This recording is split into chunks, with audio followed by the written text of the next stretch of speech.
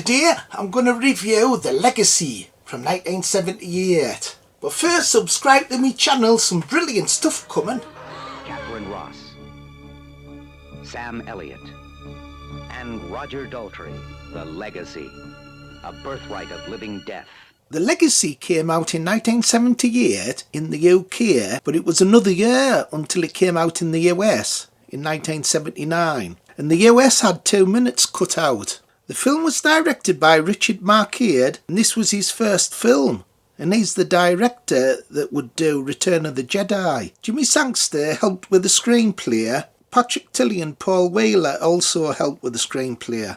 The film got mixed reviews when it came out. The film runs 100 minutes. It cost $2.5 million to make and made back 11.36. The popular singer Kiki Day performed the song in the film, Another Side of Me, and the film score was by Michael J. Lewis. The two leads in the film, Katharine Ross and Sam Elliott, met each other on this movie and would later get married. And Sam Elliott first saw Katharine Ross in the film Butch Cassidy and the Sundance Kid, was playing an extra in that film, and he didn't have the nerve to talk to Katharine Ross during the making of the film. John Coyne was asked to write a novelisation in 6 weeks to promote the movie, and reviews preferred the novelisation over the movie, and the book was briefly a bestseller. The film stars Katharine Ross as Margaret Walsh, Sam Elliott as Pete Danner, Roger Daltrey as Clive Jackson, John Standen as Jason Mount Olive, Ian Hogg as Harry, Margaret Tyzack as Nurse Adams, Charles Greer as Carl, Lee Montague as Jacques, Hildegard Neil as Barbara. So the plot's about witchcraft. Katharine Ross gets a job. She's an American, and her and a boyfriend, her husband, moved to England. She goes to this old country house in the middle of nowhere. There's 6 of them that have this ring. Whoever survives gets all the power. So it's like a part of the legacy.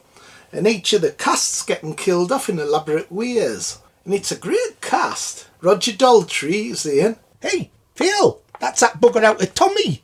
Yeah, he was in The Who. Tommy, can you hear me? Can you hear me? Tommy, can you hear me? Tommy, can you see me? Tommy? Tommy? Tommy! Tommy!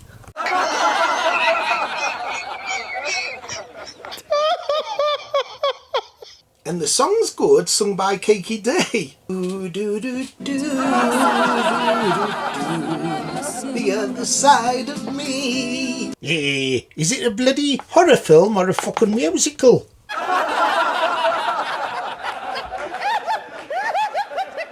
Katharine Ross and Sam Elliott, they met on this film and they've got great chemistry between them, and they later became a couple. And you can tell watching the film that there's a lot of like chemistry and sexual tension between them. But there's some brilliant deaths in this film.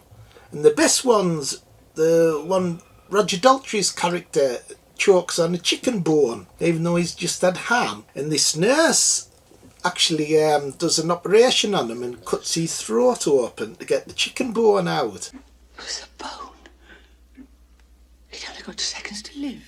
But she cuts his throat too much and he dies. Really gory scene there actually. Charles Greer's in it, he's funny. Hey, Phil, that's that bugger out the Rocky Horror Picture Show. He also played Blofeld Bones, one of the worst James Bond films. It's just a jump to the left. With your hands on your hips. Just a jump to the left. And a step to the right. Put your hands on your hips. Hey, Phil, why the fucking hell are we singing all the way through this bloody review?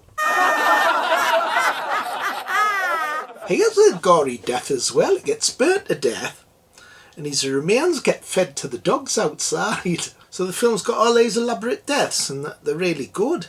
This is kind of like a film that's classed as poor. It's not a very well regarded film, but it's strange because it's one of them films that I like watching. So it just goes to show that you can appreciate films that aren't really that good. It's a bit like Dracula Day 1972, the poster behind us.